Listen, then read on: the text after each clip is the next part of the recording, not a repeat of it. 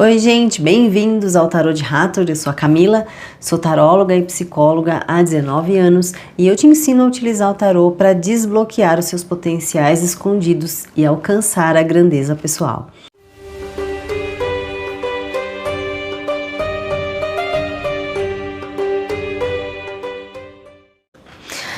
A primeira técnica, ela é emprestada de uma técnica muito conhecida, que é o método das 3 cartas.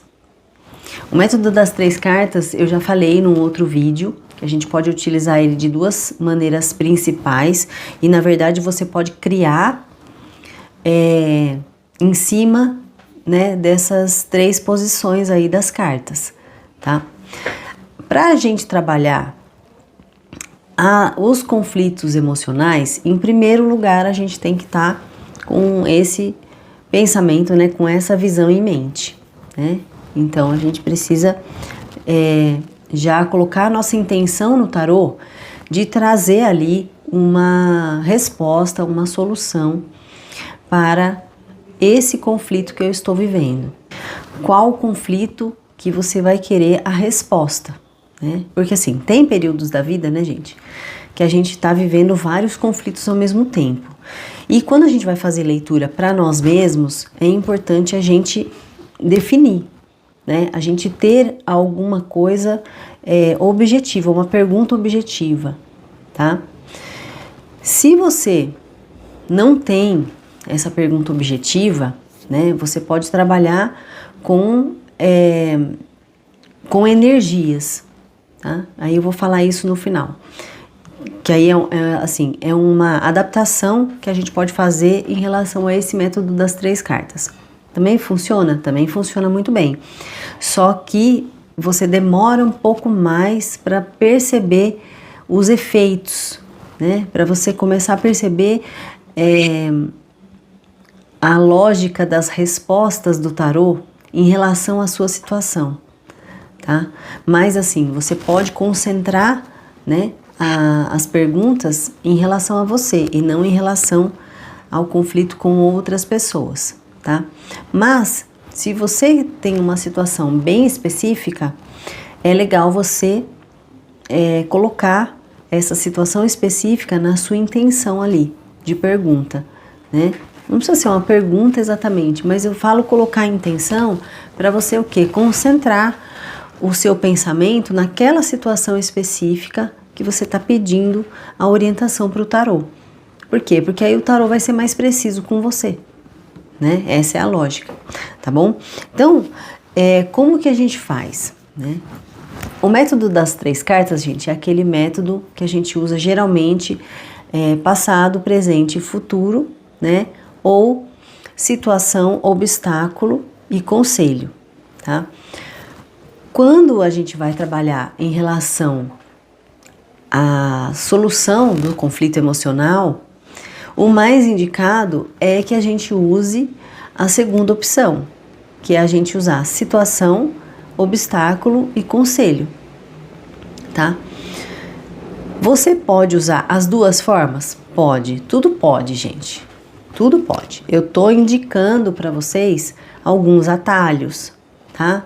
Para você não ficar tentando um monte de coisa, batendo a cabeça, né? E vendo que só lá na 20ª tentativa é que você teve uma resposta mais acertada, tá bom?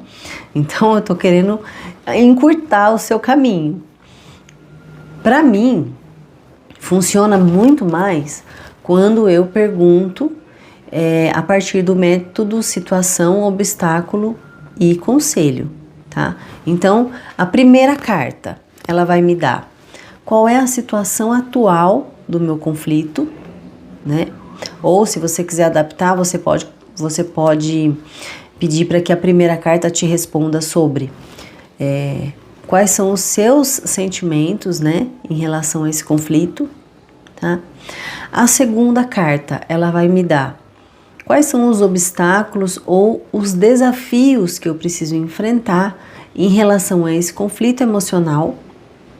E a terceira carta, ela vai me dar um conselho para que eu supere esse obstáculo eu vença esse desafio, ou ela vai me dar uma solução, né? Esta solução, ela pode ser, né? O tarô, ele pode trazer como solução, às vezes uma mudança de atitude minha, né? Ou uma mudança de percepção a respeito daquela situação, né? Porque às vezes tem situações, por exemplo, que você já fez tudo que precisava fazer, né? Você já se dedicou, você já tentou conversar, você já fez tudo o que estava no seu alcance de fazer e aquele conflito continuou, né? Aí, nesse caso, você já teve sua atitude, né? Então, para solucionar, talvez o indicado seria uma mudança de postura, uma mudança de perspectiva, né? De como você entende, como você interpreta esse conflito, tá? Então, é nesse sentido. Você pode usar o modelo de passado, presente e futuro? Sim. Você pode usar os dois juntos? Os dois juntos como? Né? Também vou explicar isso. Pode, tá? Se você usar o método passado, presente e futuro, vai ser isso. A primeira carta vai indicar o passado, né? Desta situação do conflito. A carta 2 vai mostrar a situação atual, então qual é o presente desse conflito, e aí esse arcano ele vai mostrar para você seus pensamentos, sentimentos, às vezes angústias, alguns bloqueios, tá? E a carta 3 vai mostrar o futuro. O futuro a gente sabe que é determinado pelo que a gente faz hoje. Então, a carta de futuro, ela mostra uma tendência de futuro em função do que está acontecendo hoje, tá? Lembrar disso. Isso vai te dar um esclarecimento a respeito do desenvolvimento do seu conflito, né? Porque às vezes você está numa situação agora, que você está ali, né, com aquela coisa ali dentro de você, que você não sabe como é que você chegou ali. Aí, nesse caso, é legal fazer essa de passado, presente e futuro. Por quê? Porque aí você vai ter essa linha do tempo, né, mostrando para você como é que você chegou ali naquela situação que você tá. Então, vai dar um esclarecimento a respeito de qual foi o desenvolvimento desse conflito emocional e qual é a tendência de futuro para ele, caso você não faça nada, né? Porque esse método das 3 cartas de passado, presente e futuro, ela só tá mostrando a linha do tempo, ela não tá me dando nenhuma solução. Ela tá me mostrando qual é o desenvolvimento da questão sem eu fazer nada. Eu não tenho ação nenhuma ali. Por isso que eu falei que é legal usar os dois. Aí você já tirou ali as 3 cartas, né? Do passado, presente e futuro. Beleza. Agora vamos complementar isso? Vamos tirar mais 3? Aí a gente faz situação, obstáculo e conselho. Então, com uma leitura simples, um método simples, de apenas 3 cartas, você consegue, assim, uma visão, né? Você consegue amplificar a visão a respeito do seu conflito emocional ali de forma excepcional, né? Tem gente que fala, mas só 6 cartas é tão pouco. Gente, 6 cartas dá tanta informação pra gente que às vezes é até difícil da gente processar, porque dá muita informação, né? E essa com as 3 cartas você consegue montar um esqueminha lógico, né? Você primeiro observa a história, né? O desenrolar da situação, e depois você busca respostas para poder solucionar, né? Então, como que essa situação está para você hoje? Quais são os obstáculos? Então, o que você precisa prestar atenção para superar? E qual é o conselho? O conselho é o que você deve fazer para superar esse obstáculo que apareceu antes. Então, essa segunda parte, vamos dizer assim, né? Que eu tô falando aqui, como se você fosse fazer uma leitura inteira, né? De 3 cartas mais 3 cartas, vai te dar, primeiro, uma visão geral a respeito do seu conflito emocional e depois ela vai te dar uma orientação, um caminho para você começar a seguir, né? Se você quiser resolver. Eu acho que a intenção aqui é todo mundo resolver, né? Os seus conflitos. Por isso que a gente busca o tarô, tá? Então, esse método das 3 cartas, ele funciona muito, muito, tá? O único, assim, alerta, né, que eu dou é assim, gente, quando a gente tem um acesso fácil ao tarô, o que acontece? A gente quer ficar tirando a carta toda hora, para qualquer coisa. Então, assim, no dia que você resolver, que você se concentra para você fazer, né, a sua exploração aí, a sua leitura em relação ao seu conflito emocional, para você poder resolver essa sua questão interna, tira essas cartas, se possível, anota no seu caderno de tarô, no seu diário de tarô, anota essa leitura, anota a data,